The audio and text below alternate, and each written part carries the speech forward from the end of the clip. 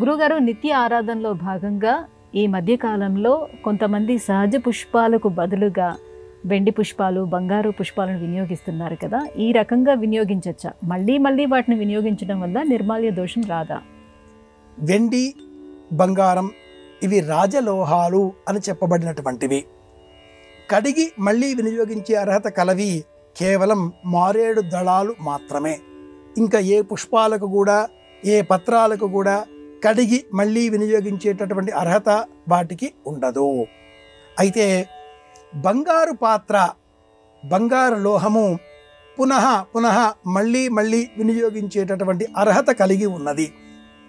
వెండి పళ్ళెంలో మనం బంగారు పుష్పం వేసినప్పుడు ఆ వెండి పళ్ళెంలో బంగారం కూడా స్పర్శ ఉన్న కారణం చేత ఆ వెండి పళ్ళానికి ఎలా భోజనం మళ్ళీ చేసేటటువంటి అధికారం లభిస్తుందో, అంటే వెండి పళ్ళెంలో తినకూడదు, ఎంగిలి పళ్ళెం అయిపోతుంది అన్న దోషం నుంచి పరిష్కారం లభించి బంగారం స్పర్శ ఉన్న కారణంగా మళ్ళీ వినియోగించే అర్హత కలుగుతుందో, అదేవిధంగా పుష్పాలలో కూడా నేటి కాలంలో వెండి పుష్పాలు దూష్యం వినియోగించకూడదు. కానీ బంగారు స్పర్శతో కూడుకున్న పుష్పాలను మళ్ళీ సువర్ణ పుష్ప పూజ అన్న పేరిట మనం సమర్పించవచ్చు. దీనికి ఆధారం ఏదైనా చెప్పాలా? బసవ పురాణం ఆధారం. బసవ పురాణంలో ఒకానొక గ్రామంలో శివదేవుడు అనేటటువంటి ఒక వ్యక్తి, ఆ గ్రామమంతా కూడా వైష్ణవం అయిన కారణం చేత తాను శివభక్తుడు కనుక గ్రామంలో నది ఒడ్డున ఉన్న శివాలయంలో శివుడిని ఎవరూ పూజించకూడదు అనే నియమం కూడా ఉండడంతో చేసేది లేక ఆ నదిలో స్నానం చేసి నదిలో ఉండేటటువంటి రాళ్లను పుచ్చుకొని శివాలయం వైపు చూస్తూ కళ్ళు పెద్దవిగా చేసి పళ్ళు పటపటలాడిస్తూ ఆగ్రహంతో శివ, మహేశ్వర, శంభవే అంటూ ఆ రాళ్లను విసిరిపెట్టి కొట్టేటటువంటి వాడు.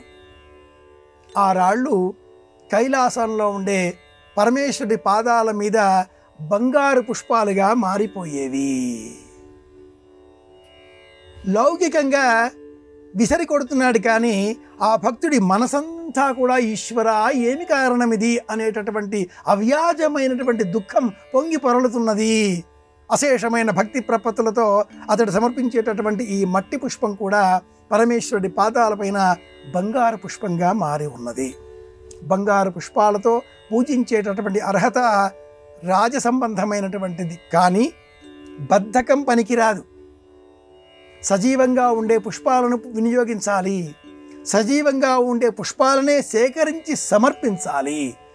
పుష్పాలు లభించనటువంటి దేశాలు చలి దేశాలు, అతి శీతల దేశాలు, న్యూజిలాండ్, వర్విక్షైర్, బ్యార్విక్ ఇలాంటి యూరోప్ దేశాలలో ఎప్పుడూ కూడా 5 డిగ్రీలు -డిగ్రీలు టెంపరేచర్, పుష్పాలు లభించవు. అటువంటి క్షేత్రాలలో బంగారు పుష్పాలు వినియోగించవచ్చు. మన వద్ద పుష్కలంగా ధనం ఉన్నప్పుడు బంగారు పుష్పాలతో పాటుగా సహజంగా లభించేటటువంటి సజీవ పుష్పాలను కూడా తప్పక వినియోగించాలి. శాస్త్రంలో పుష్పాలు లభించకపోతే అక్షింతలు వేయండి అని చెప్పబడి ఉన్నది. బద్ధకం లేకుండా పుష్పాలు సేకరించాలి, అలాగే అక్షింతలను వినియోగించాలి. ఆర్థిక స్థోమత, వసతి ఉన్నట్లయితే బంగారు పుష్పాలను కూడా వినియోగించవచ్చు.